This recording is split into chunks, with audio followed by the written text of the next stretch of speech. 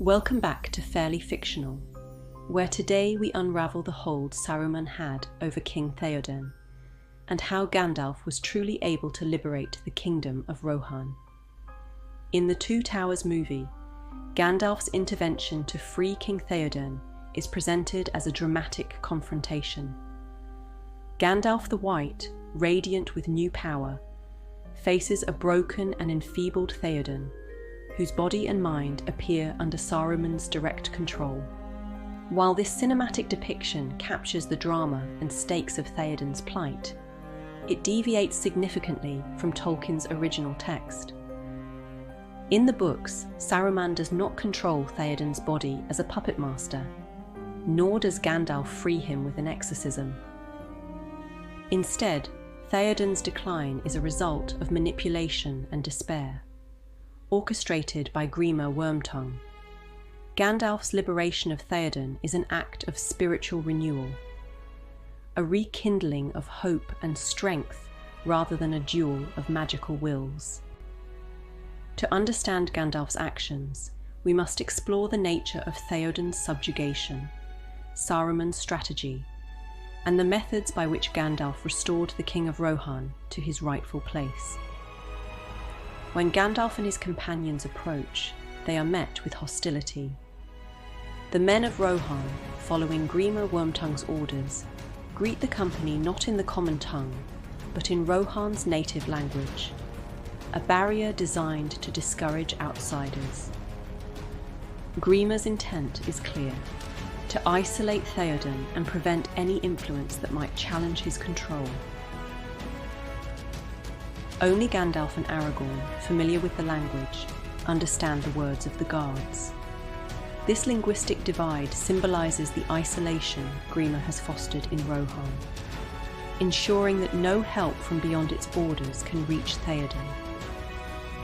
When Gandalf, accompanied by Aragorn, Legolas, and Gimli, arrives at Meduseld, the Golden Hall of Edoras, Theoden is almost unrecognisable. He is hunched and frail, aged beyond his years, his once vibrant spirit dulled. His appearance reflects the physical and emotional toll of Wormtongue's manipulation, which has corroded his will and left him isolated and ineffectual. Yet, Tolkien describes a flicker of the man Theoden once was. His eyes, though dimmed, still hold a spark of light. This detail is significant. It shows that Theoden's decline, while profound, is not irreversible. Saruman's hold over Theoden is not direct possession, but a web of deceit and despair, spun by Wormtongue's whispers.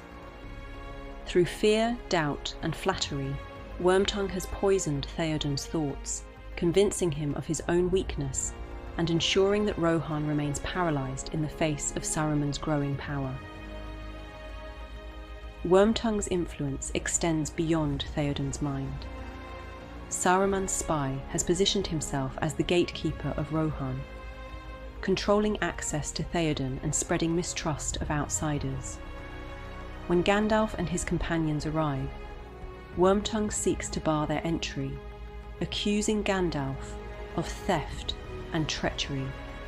His venom is particularly directed at Gandalf, who he knows threatens to expose his lies and break Saruman's hold.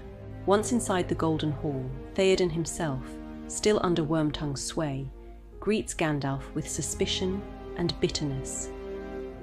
Recalling Gandalf's earlier visit when he had taken Shadowfax, he is confronted by Grima Wormtongue, who seeks to dismiss him as a meddling vagabond. Grima's words, filled with scorn, reveal his fear of Gandalf's influence.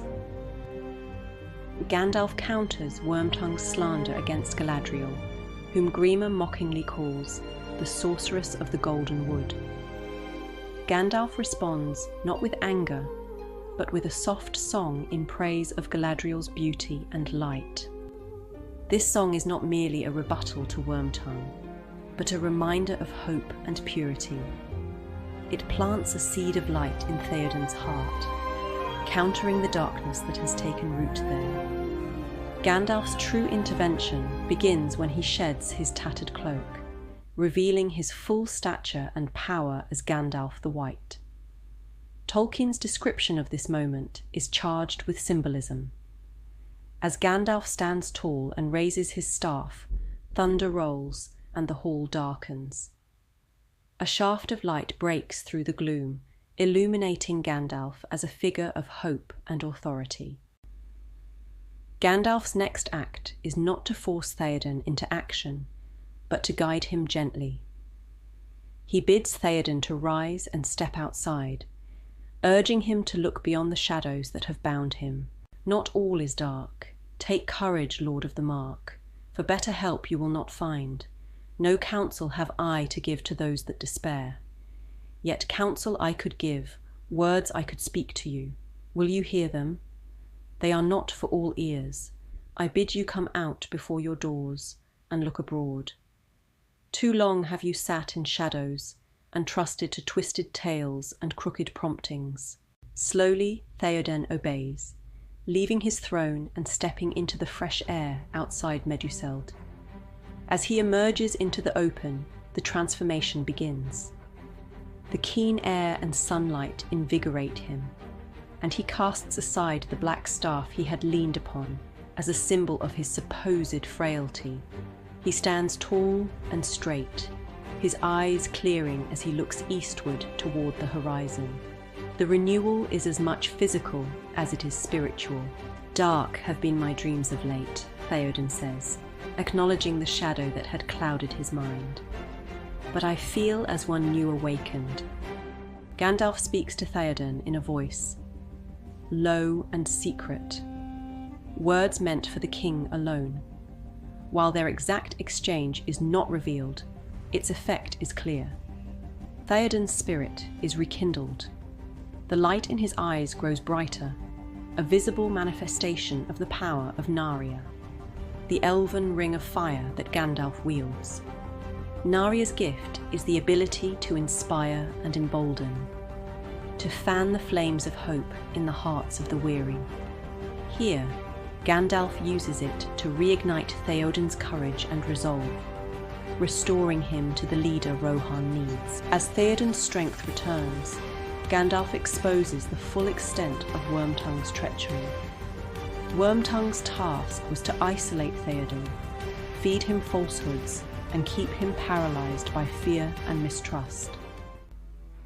Saruman's strategy was not brute force, but psychological manipulation, ensuring that Rohan's strength would never be fully marshalled against Isengard.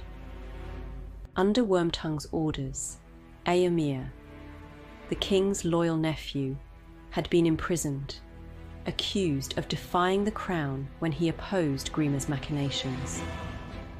Gandalf reveals the depth of Wormtongue's betrayal, and ever Wormtongue's whispering was in your ears, poisoning your thought, chilling your heart, weakening your limbs, while others watched and could do nothing, for your will was in his keeping. Confronted by Gandalf and Theoden, Wormtongue's mask slips. His pleas and denials are transparent, and his fear becomes evident. Though Theoden is furious, he shows remarkable forgiveness, offering Wormtongue a chance to prove his loyalty by riding alongside him to war against Isengard. Wormtongue, however, refuses. His hunted gaze betrays his desperation as he realizes his influence is broken. Spitting at Theoden's feet, he flees to Isengard, returning to Saruman. Gandalf's liberation of Theoden is not an act of sorcery, but a triumph of hope over despair. By breaking the cycle of fear and mistrust sown by Saruman and Wormtongue, Gandalf restores Theoden's faith in himself and his people.